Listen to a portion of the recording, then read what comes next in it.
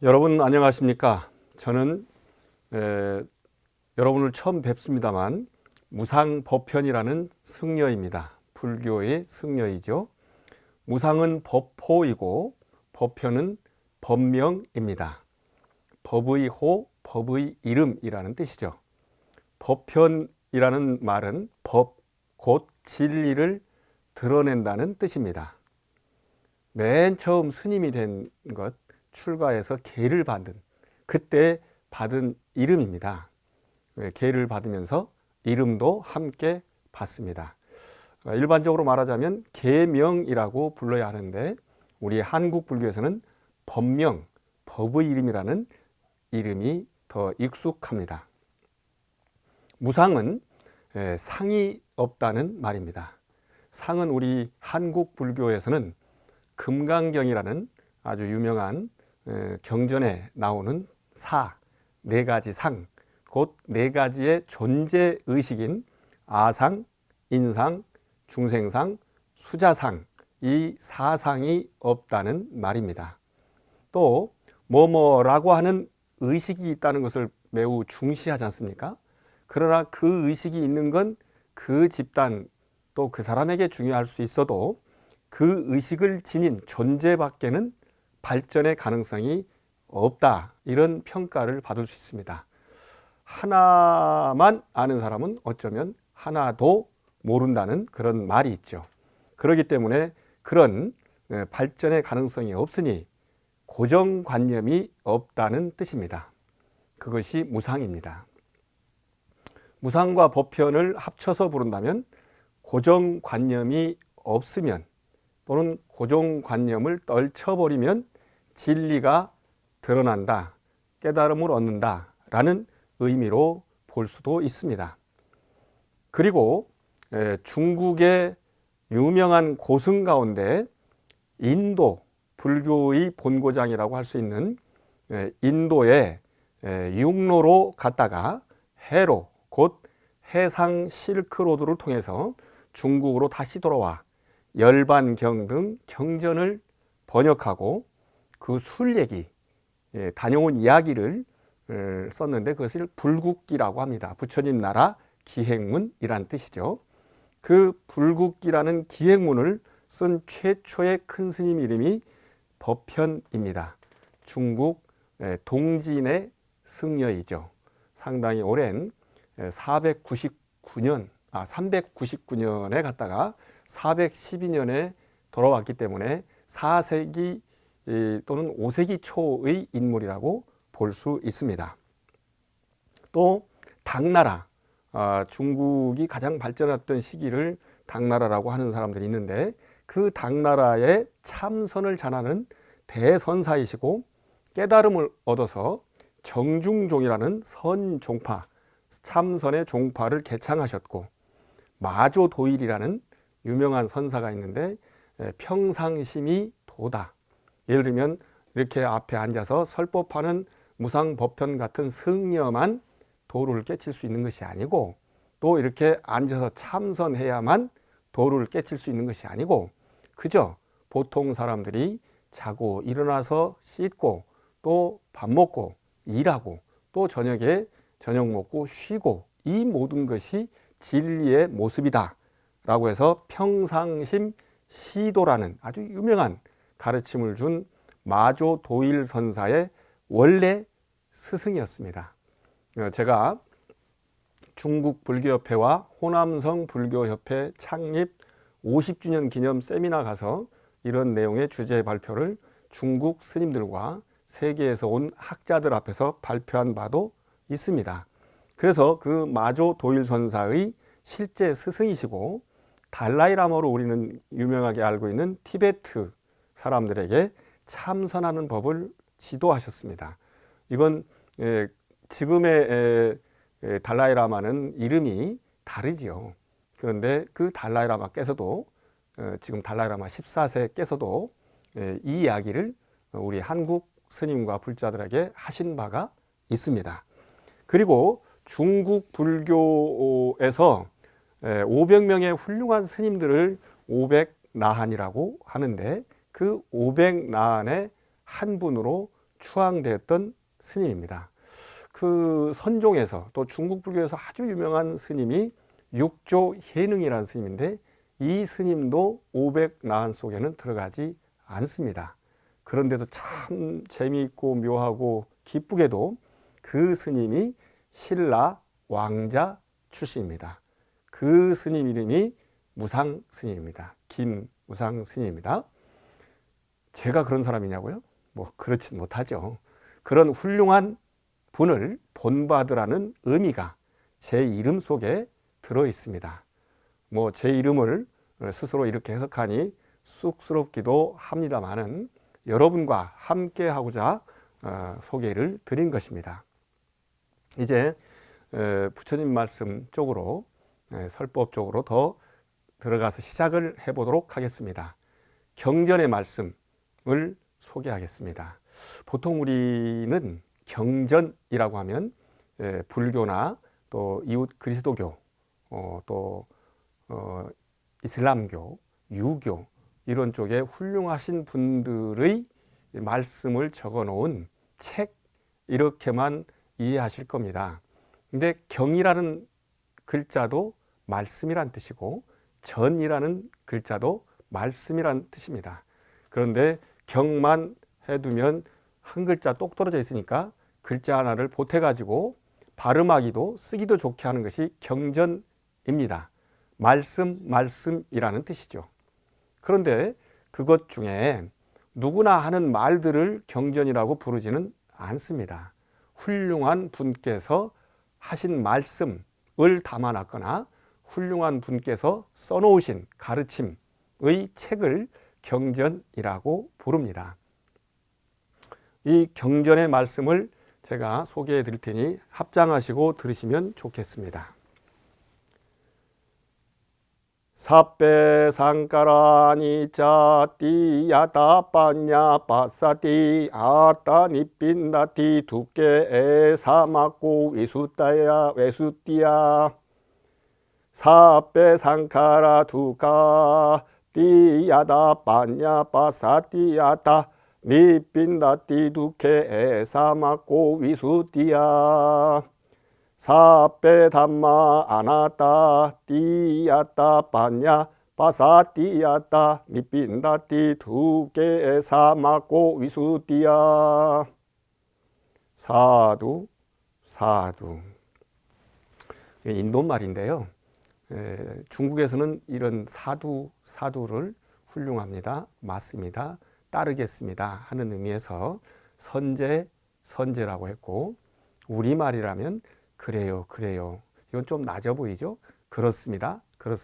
훌륭하십니다. 맞습니다. 이 정도의 뜻입니다. 세계적으로 가장 많이 읽히는 책은 이웃 종교 그리스도교의 성전인 바이블이라고 합니다. 그것은 세상에 그리스도교인들이 많아서 그렇죠. 요즘 우리가 보면 구교라고 할 수 있는 가톨릭과 신교라고 할 수 있는 프로테스탄트, 개신교, 즉 기독교라고 흔히 이야기하는데, 기독은 지저스 크라이스트, 예수님의 한자적 표현이 기독입니다. 그 기독교인들이 많아서 우리가 바이블을 많은 사람이 읽게 되는 것이죠. 그냥 보통 책으로는 동양의 고전 소설인 삼국지를 읽는 이들이 아주 많습니다. 뭐 영어권 등 서구권에서도 많이 읽는 것으로 알려져 있습니다. 다양한 사람들의 흥미진진한 스토리가 손에 땀을 쥐게 합니다. 여러분들도 혹시 읽어보셨는지 모르겠습니다. 우리 한국인들은 많이 읽었고, 또 외국에서 오신 여러분들도, 이웃 친구 여러분들도 읽어보셨을 수도 있고, 또 관심을 가지고 번역된 것도 있으니까 읽어보시면 어떨까 생각을 합니다. 삼국지의 주인공이 누구일까요? 흔히 착한 총나라의 유비를 주인공으로 생각하기가 쉽습니다. 하지만 공동의 주인공인 오나라의 손권, 이 사람은 이제 뒤에 나오는 그 조조와 유비보다 한 10대 살에서 20살 정도 어린 사람이고요. 그런 그 손권과 함께 세 축을 이루고 있으며 나중에 삼국을 통일한, 실제로 통일한 사람은 위나라의 조조입니다. 물론 본인이 통일한 것은 아니고요. 그 조조야말로 삼국지의 주인공이라고 할 것입니다. 조조가 직접 통일하지는 못했지만 아들인 조비를 시켜서 그 사람의 꾀를 돕는 책사인 사마의 중달의 모사를 힘입어 통일의 위협을 달성했습니다. 조조는 참으로 쉽게 여기지 못할 위인입니다. 물론 그 아들 조식의 유명한 칠보시라는 시도 있죠. 권력이라는 것이 분점할 수가 없다 보니까 그런 어려움을 겪기도 합니다. 그런데 삼국지를 읽으면 조조가 3번 웃다가 패한 이야기가 나옵니다. 굉장히 많은 사람들이 알고 있습니다. 적벽대전이라고 해서 그 조조가 양쯔강, 양자강이죠. 남쪽의 적벽이라는 곳에서 유비와 손권의 연합군과 함께 싸웠던 전투를 가리킵니다. 적벽은 기암절벽이 즐비하고 경치 또한 아름다웠지만 그만큼 험준해서 무너뜨리기, 쳐들어가서 이기기 어려운 곳이었습니다. 아름다운 경치가 그곳과 닮았다고 해서 우리나라 전라남도 화순의 대동적벽과 무령적벽을 사람들이 아낍니다. 그런데도 아쉽게도 이제는 댐 건설로 물에 잠겼습니다. 예술과 경치를 사랑하는 이들이 아껴서 요즘은 화순군이라고 하는 지방자치체제에서 적벽축제라는 이름으로 특별 행사를 한다고 합니다. 사실 제가 어렸을 때 살던 고향이 그곳이기 때문에 거기에 관한 아슴푸레한 추억이 있습니다. 어려서 학교에서 소풍을 가면 그 김밥 3개 정도 가지고 와서 하루 종일 먹는 건데요. 거기를 갈 때 높은 언덕을 넘어서 가면 깎아지른 절벽이 있었습니다. 절벽 건너편에는 백사장과 잔디밭 있고 그 옆에는 넓은 논이 있었습니다. 그리고 논 사이사이에는 물을 푸기 위해서 물레방아가 돌아가고 또 그 너머로 가기 위해서는 그 깎아지른 절벽과 그 백사장 사이에는 맑은 물이 흐릅니다. 그래서 그 물을 건너가게 하기 위해서 다리가 놓여 있는데 요즘과 같은 그런 콘크리트 다리가 아니라 나무 위에다가 밧줄을 얼기설기 엮어 놨습니다. 처음에 갔을 때는 무서워가지고 덜덜 떨려서 거의 기어서 4발로 건너가다가 또 한 번은 조금 섰다가 나중엔 뛰어다닙니다. 그런 아름다운 추억이 있는 곳이 그곳이기 때문에 제가 안타깝게 생각하고 또 한편으로는 그 지자체의 프로그램에 응모를 해서 한번 구경하고 싶다 이런 생각도 있는 곳이 적벽입니다. 중원을 즉 중국을 통일할 야심을 품은 조조는 손권의 오나라를 정벌하기 위해서 80만 대군을 거느리고 남하했습니다. 적벽에서 주유와 이 주유는 손권의 책사고요. 그 다음에 제갈량은 유비의 책사죠. 화공개척에 당해서 크게 졌습니다. 전체를 한꺼번에 잘 이겨보려고 수백 대의 그 배들을 한 줄로 묶어가지고 움직이지 않게 했죠. 그것을 일부러 마른 풀섭들을 가지고 가서 화공해가지고 크게 이긴 쪽이 유비하고 손권 쪽이고 실제로는 손권이 주군이지만 그리고 진 쪽이 조조였습니다. 크게 졌기 때문에 얼마 남지 않은 군사를 이끌고 도망가던 조조는 새벽녘에 나무가 빽빽하고 땅의 모양이 아주 험한 곳에 이르렀습니다. 이때 느닷없이 조조가 깔깔깔깔깔 웃으면서 자신이라면 그와 같은 지형의 이점을 살려서 군사를 매복시켰을 텐데 그렇다면 나 같은 사람들은 섬멸당했을 텐데 저 어리석은 주유 제갈량의 지략도 별것 아니구먼 하고 웃었다는 겁니다. 그런데 그 말이 끝나자마자 조자룡이라는 용맹한 장수가 군사를 이끌고 나타나 공격을 합니다. 이 조자룡은 유비의 가족들을 구출하는 그런 역할로도 유명하고 대단하죠. 그것이 첫 번째 이야기고요. 그렇게 또 바삐 도망 달아나던 조조가 호로구라고 하는 곳에 이르러서 지친 몸을 또 쉬었습니다. 근데 조금 쉬고 나서 또 그곳에다가 군사를 매복시켜 놨다면 내가 또 죽었을 건데 여기를 이렇게 놔두니 얼마나 쟤네들이 별것 아니냐라고 주유와 제갈량을 비웃었습니다.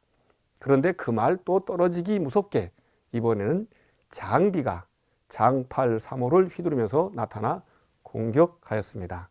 이 장비는 자기 별명을 연인이라고 합니다. 사랑하는 연인 같지만 제비연자, 사람인자를 써서 자기가 그렇게 뚱뚱해 보여도 물찬 제비처럼 날렵하게 잘 가고 무협을 잘한다, 무술을 잘한다, 이런 의미를 두고 있는 사람입니다. 그렇게 해서 혼비백산에서 또 달아나던 조조가 화용도라는 곳을 지나게 됐습니다. 이때 이 조조가 또다시 그처럼 험준한 길에는 단 몇백 명의 군사만 매복시키더라도 적을 사로잡을 수 있겠다. 즉 나를 죽일 수 있을 텐데 이 주유 제갈량이 2번 잘했긴 했지만 여기는 몰랐구나 라고 하면서 비웃었습니다. 그러자 이번에는 관우가 군사를 이끌고 나타났습니다. 이게 세 번째입니다. 사실은 관우한테 죽었어야 마땅한데 이 관우가 의리가 있는 사람이었고 관우가 한번 조조에게 도움을 받은 적이 있어가지고 제갈량이 단단히 일렀음에도 불구하고 의리에 그저 살려준 그런 이야기입니다. 공연히 아는 척을 많이 하거나 잘못 골랐다 할지라도 이렇게 조조가 나름대로 관우를 이용하듯이 벗어나면 더 많은 실수를 하지 않게 되고 결국 바라던 목표를 이룰 수 있게 됩니다.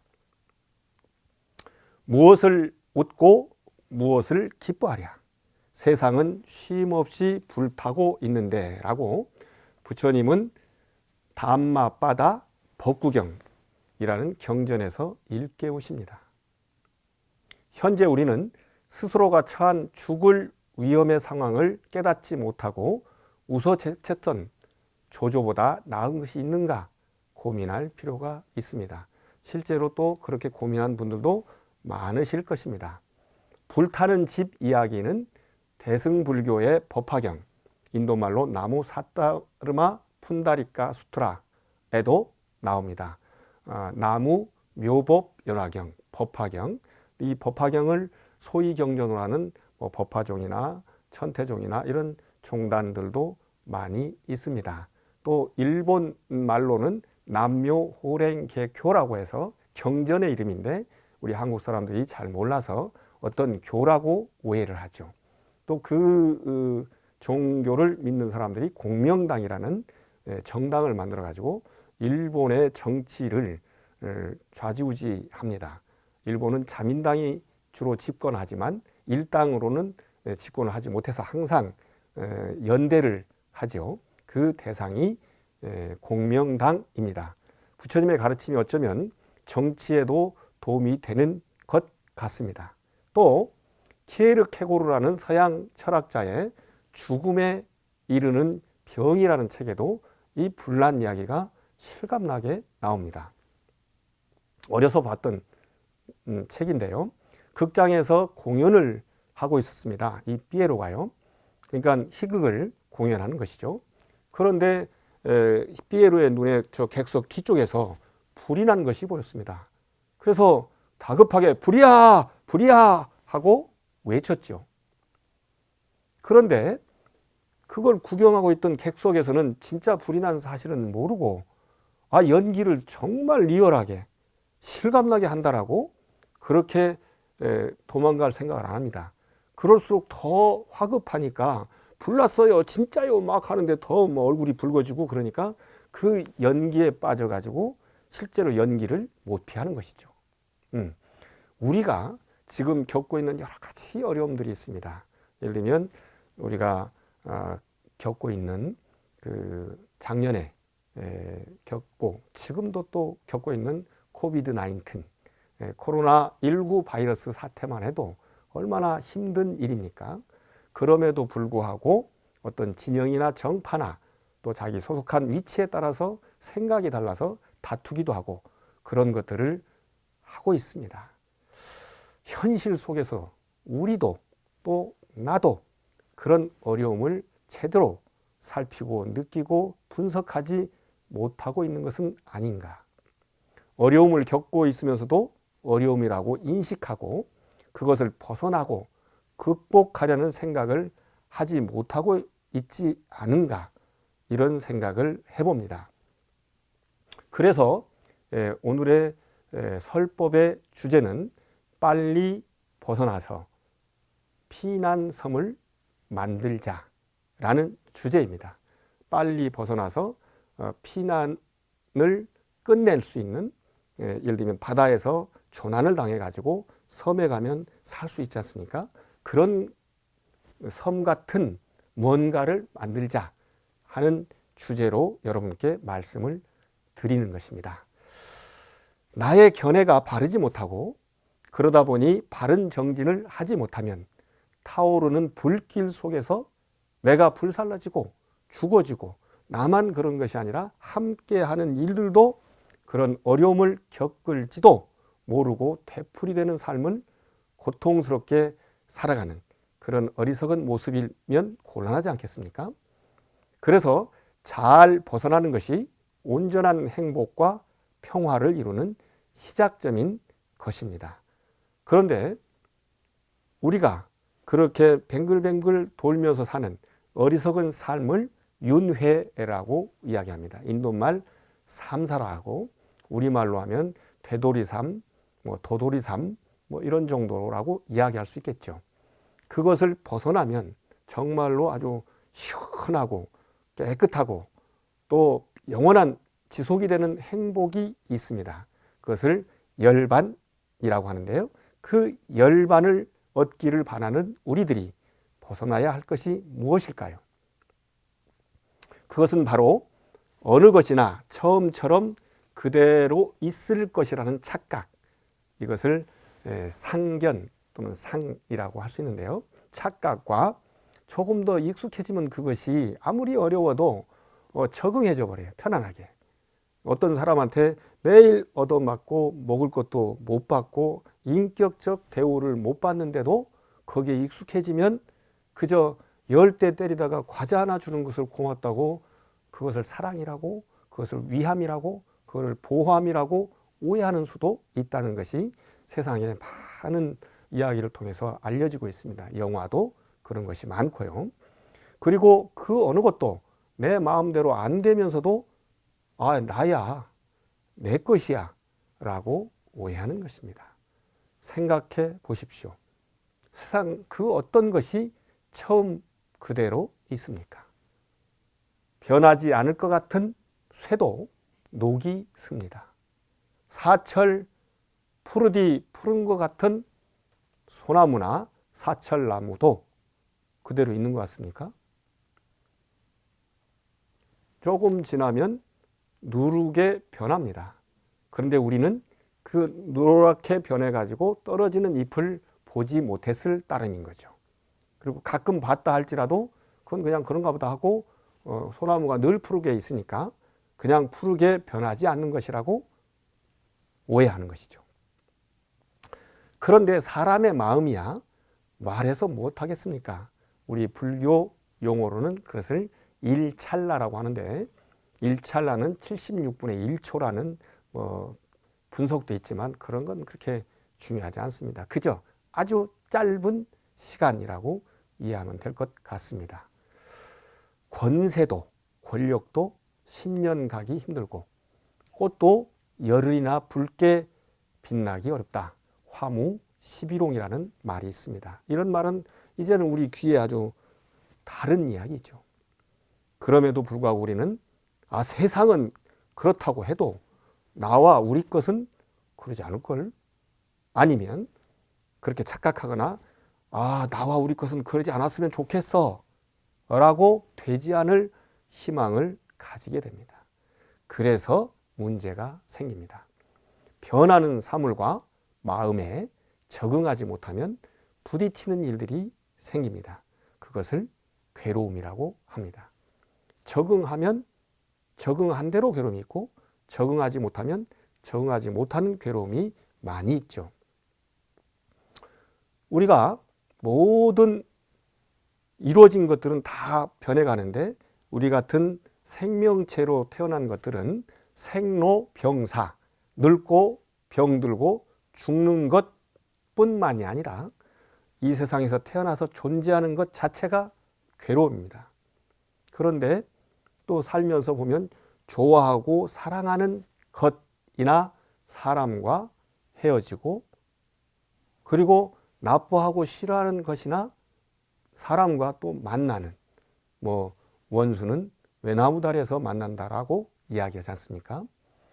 그리고 우리나라 사람들이 그리스도교나 이슬람교는 조금밖에 없긴 하지만 유교나 또는 불교나 이런 종교들을 믿는 사람들이 신앙심이 가장 높아지는 때가 언제라고 아시나요? 생각하시나요? 여름? 겨울? 10대? 20대? 재미있게도 자기하고는 아무 상관없고 아들, 딸이 대학 입시를 볼 때라고 합니다. 네, 바람직하지 않은 것 분명하지만 현재 살고 있는 우리들이 현실적으로 겪고 있는 어려움이고, 또 그것이 소망이기 때문에 그것을 무조건 또 부정할 만한 것은 아니라고 생각합니다. 그래서 그런 것들을 바라는데 얻지 못하는 것, 구하는데 구하지 못하는 것, 이것이 괴로움입니다. 그래서 생로병사, 그 다음에 사랑하는 존재와 헤어지는 것, 미워하는 존재와 만나는 것, 구하는데 얻지 못하는 것, 이렇게 7가지를 설명을 하고 나서 8번째 설명은 부처님께서 이렇게 말씀하십니다. 요약해서 말하면, 줄여서 말하면, 한마디로 말하면 오성음, 오취온, 같은 말인데요. 오치온고라고 얘기합니다. 그 오치온은 우리를 이루는 5가지 요소를 색, 수, 상, 행, 식이라고 얘기합니다. 색은 물질적인 것이고, 수상행식은 정신적인 것입니다. 그런데 그것이 커지려는 것, 붙어서 일어나는 것, 왕성해지려는 것, 이것이 괴로움이라고 이야기합니다. 즉 나와 우리가 커지려는 것이 고통입니다. 우리는 어떤 단체를 만들어 가지고 그것이 매우 발전하기를 바라죠. 그러나 그 과정에서 겪는 어려움들이 너무너무 많다는 것을 경험적으로 잘 압니다. 그래서 부처님께서는 괴로움이라는 것은 바로 우리가 커지려는 것, 늘어나려는 것, 뭉치는 것이 괴로움이라고 이야기를 하셨습니다. 그래서 재미난 얘기가 있죠. 무자식이 상팔자다, 이런 말도 있고, 어떤 거지 아버지가 자기 아들을 데리고 가는데 큰 집이 불난 것을 보고, 아들아, 우리는 저렇게 불날 걱정이 없다 라고 이야기를 합니다. 이거 거지네 집에만 해당되는 이야기가 아닙니다. 우리가 어떤 일을 하려고 할 때, 또 어떤 단체를 만들었을 때 겪는 어려움을 적나라하게 얘기하는데, 우리는 그 일 할 때는 잊어버릴 따름입니다. 그리고 괴로움 또는 어려움에 부딪혔을 때만 그런 거였나 보다, 이렇게 생각을 하는 거죠. 욕심 세상, 우리가 살고 있는 세상을 욕심 세상, 욕계라고 하는데요. 존재들이 느끼는 아기자기한 즐거움도 또 그것이 없어진다면 없어지죠. 여러분들이 살면서 어여쁜 이성, 또 여성은 남성, 남성은 여성을 만나면 사랑을 고백하고 사랑하고 살고, 그리고 또 사랑하는 존재인 아들, 딸을 낳지 않습니까? 그래서 그들이 커가는 모습, 공부하는 모습, 또 취직하는 모습, 결혼하는 모습을 보면 또 굉장히 즐겁죠. 그러나 잘 못 크고 아프고, 그리고 누구한테 맞고, 또 시험 봤는데 떨어지고 취직 안 되고, 요즘 오포 시대라는 그런 말도 있습니다만, 그런 걸 보고 또 괴로움을 느끼죠. 그런데 사람들은 이렇게 그런 그 어려운 데를 벗어나면 그런 아주 중생적인 또 인간적인 그런 재미가 없는 게 아니냐라고 얘기해서 참 즐거움 또는 행복이 없는 것으로 오해할 수도 있습니다. 괴로워도 슬퍼도 나는 안 울어 하는 노래가 있지요. 그런데 괴로워도 슬퍼도 나는 그렇게 생각하지 않아. 그러니 슬퍼하지 마. 너 말고 나 슬퍼하지 마. 괴로워하지 마. 하고 스스로에게 명령을 한번 내려보십시오. 그러면 내가 슬퍼지지 않습니까? 내 마음인 줄 알았는데 내 마음이 내 명령을 듣지 않는다면 그것을 어찌 내 마음이라고 하겠습니까? 슬퍼하지 말고 괴로워하지 말라고 하면 즐겁고 행복한 마음이 됩니까? 그렇다면 내 마음입니다. 그렇지 않다면 내 마음이 아닌 것이죠. 마음뿐만 아니라 내 몸의 구석구석도 내 것이라고 생각해 붙인 나의 이름도 그 어느 것도 제대로 말하자면 내가 아니고 내 것도 아닙니다. 제가 무상법편이라고 제 이름을 소개했습니다만 옛날에는 성이 민이고 이름이 뭐뭐였습니다. 우리 어머니는 예야 하고 불렀죠. 그런데 지금은 민 뭐뭐 선생님이나 뭐뭐라고 불렀다가 승려가 됐기 때문에 법편이란 이름으로 불렀다가 또 법편이라는 이름으로 한 20년 살다가 공부를 하고서 어른 스님께 인정을 받아가지고 호를 받는 것을 건당이라고 하는데, 그 건당이라는 의식을 통해서 생겨난 새로운 이름이 무상입니다. 그러면 민모모가 저일까요? 법편이 저일까요? 아니면 무상이 저일까요? 다 저이기도 하고 다 제가 아니기도 합니다. 그러니 나라고 할 만한 것도 없고 내 것은 더더욱 아닙니다. 그 저를 신문 텔레비전에 좀 나온다고 모르는 분을 소개할 때, 분에게 소개할 때 유명한 스님이야 라고 얘기를 하는 경우가 있습니다. 그 경우도 마찬가지입니다. 상대방이 아는 것 같지만 모른다면 유명한 게 또 못 돼요. 마찬가지로 내 자신이 그렇게 규정되고 있다라고 착각을 할 뿐 그런 사람이 아닌 것입니다. 그죠? 그냥 예를 들면 이것이 뭘까요? 그러면 보통 여러분들은 컵이요, 아니면 음료수요, 그렇게 얘기하는데 실제로 이것이 뭘까요? 했을 때 여러분들이 보기에는 그것입니다 이외의 답은 정답이기가 어렵습니다. 당연히 이 안에 물이 들어있을 수도 있고 또 뭐 차가 들어있을 수도 있고 다른 것이 들어있을 수도 있겠죠. 그런데 이런 부분들은 지금 이 시간에는 설법의 재료이죠. 강의할 때 교재이죠. 그렇기 때문에 그것이라고 할 만한 것이 없다는 것입니다.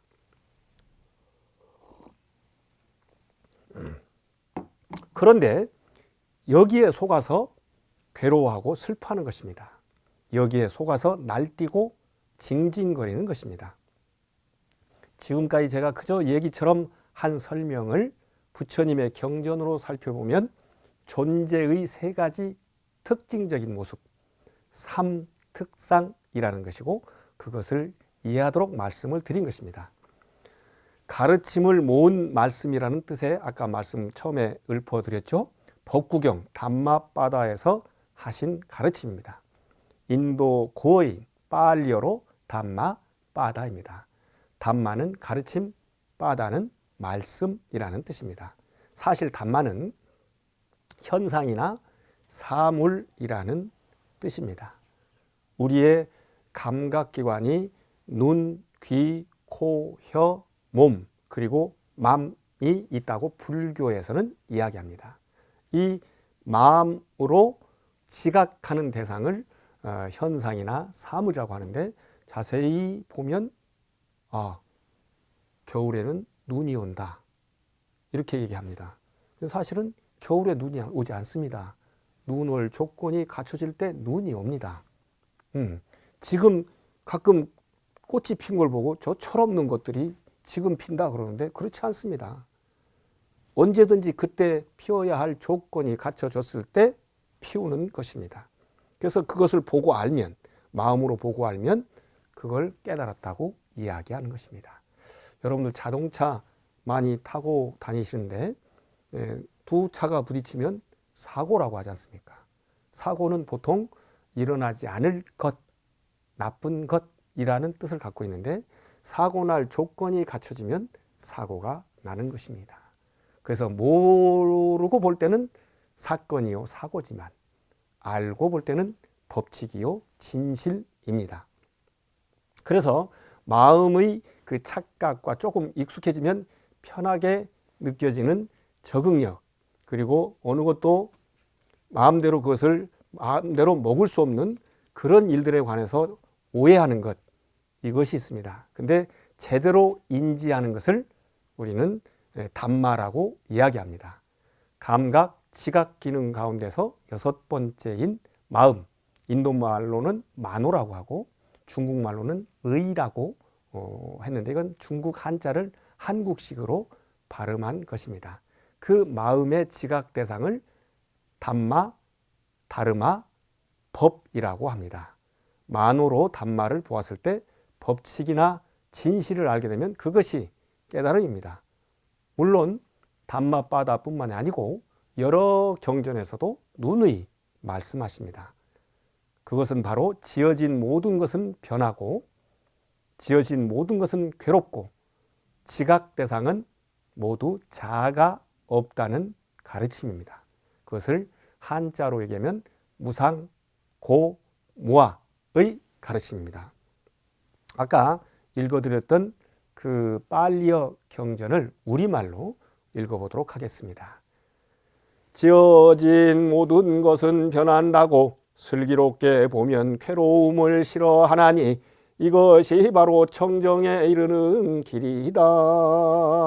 지어진 모든 것은 괴롭다고 슬기롭게 보면 괴로움을 싫어하나니 이것이 바로 청정에 이르는 길이다. 모든 지각 대상에는 자아가 없다고 슬기롭게 보면 괴로움을 싫어하나니 이것이 바로 청정에 이르는 길이다.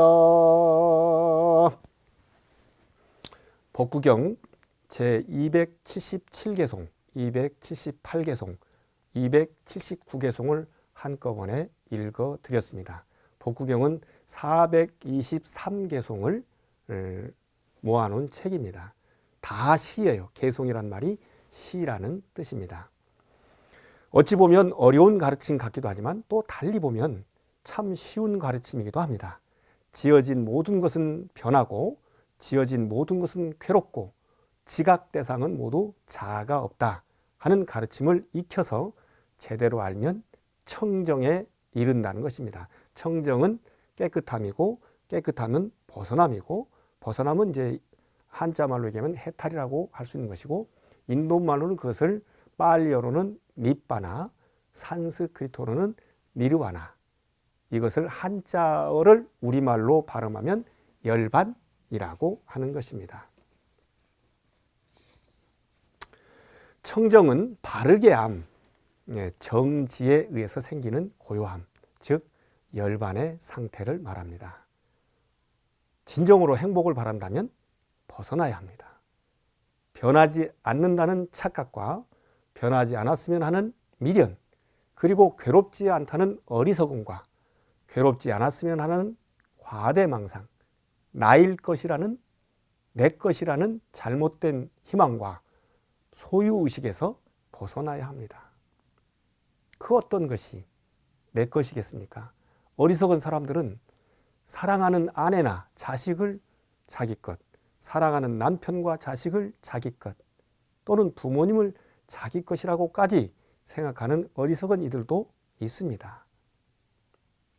이러한 잘못된 생각은 뒤집으면 반대로 작용하는 것 또한 착각이며 고집이며 잘못된 생각입니다. 그래서 하루빨리 벗어나기 위해서 경전을 읽고 계율을 지키면서 법문을 듣고 명상, 우리 불교 말로는 주로 참선이라고 합니다만 명상을 하는 것입니다. 어느덧 12월 넘어서 새해가 되었습니다. 무엇을 하고 무엇을 하지 못했는지 살펴보고 보낼 것은 보내고 또 뭐 그냥 지나왔지만 맞을 것은 맞을 일입니다. 그래서 하지 못한 것을 붙들고 끙끙거리기보다 그 어려운 것에서 빨리 벗어나라는 의미에서 법문의 주제를 빨리 벗어나 안전한 곳을 찾자 하는 의미로 말씀을 드린 것입니다. 밤하늘에 참 별들도 셀 수 없을 만큼 많고 할 일도 그만큼 많습니다. 그런데 우리 그러죠? 시골에는 별이 쏟아지듯 많은데 서울은 별이 없다고들 합니다. 이 말씀 듣는 분들은 시골에도 계시고 서울도 계신데요. 저는 서울도 별이 있습니다 라고 말씀드리고 싶습니다. 제가 이렇게 설법하고 있고 살고 있는 우리 열린선원이 아주 오래된 시장 건물 2층에 있습니다. 그 더 위로 올라가면 옥상이 있는데요. 그 옥상에 봄, 여름에도 보면 별이 많지만 가을, 겨울에 이렇게 추운 때는 또 얼마나 시리 대 시린 별빛이, 달빛이 영롱한지 너무 아름답습니다. 가끔은 도회지, 서울 하늘에서도 실망하지 말고 가끔 하늘을 바라보고 별을 살피기를 희망하고 권유해 드립니다. 별똥별 떨어졌다고 슬퍼하지 말고 고를 때 신중히 해야지만 잘못됐다고 판단할 때 과감히 벗어나야 됩니다. 혹시 여러분들이 부처님 가르침을 접하고 싶고 이미 접한 분 계시겠지만 그런 분들을 위해서 불교에서 최고로 치는 보석을 무엇이라고 하는지 좀 일러드리려고 합니다. 또 합장하고 같이 들어보시면 좋겠습니다. 이같이 그분 세존께서는 모든 번뇌 떠나신 나라한 완전히 깨달은 분, 명지와 실천을 구족한 분, 피안으로 잘 가신 분, 세간을 잘 알고 계신 분, 사람을 잘 길들이는 가장 높은 분, 하늘 사람과 인간의 스승 깨달으신 분, 세상에서 존귀하신 분이십니다. 부처님의 담마 법은 잘 설해진 것이고 즉시 확인할 수 있고 결과 바로 나타나니 와서 보라는 것이며 열반하는 데 도움이 되는 것이고 스스로 체험해 확실히 알 수 있는 것입니다. 부처님 승가는 진지하게 수행하는 부처님의 제자들인 스님들, 정확하게 수행하는 부처님의 제자들인 스님들, 올바르게 수행하는 부처님의 제자들인 스님들, 여보합하게 수행하는 부처님의 제자들인 스님들, 이분들 네 쌍의 대장부요 8무리의 성자들, 이분들이 부처님의 제자들인 스님들이니 공양 올릴 가치 있는 분들, 환영할 가치 있는 분들, 시주 올릴 가치 있는 분들, 합장 공경할 가치 있는 분들이며 이 세상에서 비교할 수 없는 복을 심는 대상입니다. 우리말로는 깃발경이라고 옮길 수가 있고 인도말로는 다자카 수다라고 하는 그런 경전에 나오는 불법승, 부처님 가르침 스님들 3가지 보배를 말씀을 드렸습니다. 앞으로 제가 설법을 하면서 더 자세히 말씀을 드리겠습니다마는 부처님과 가르침과 스님이라고 하는 3가지 보배에 의지하면 여러분들은 넓디 넓은 바다에 가서 풍랑 만나서 바닷속에 빠진다 할지라도 섬을 만나면 살아나듯이 마음에 바다에서 잘못 빠져가지고 부처님 가르침, 스님을 만나는 그 희망으로 사신다면 여러분들에게 미래의 행복이 절반쯤 기다리고 있을 것이라는 것을 말씀드릴 수 있습니다. 저와 함께 부처님 가르침을 배우고 익히고 실천해 보시기를 권유해 드립니다. 여러분 모두 좋은 새해 갖고 가시기 바랍니다. 부처님 되십시다.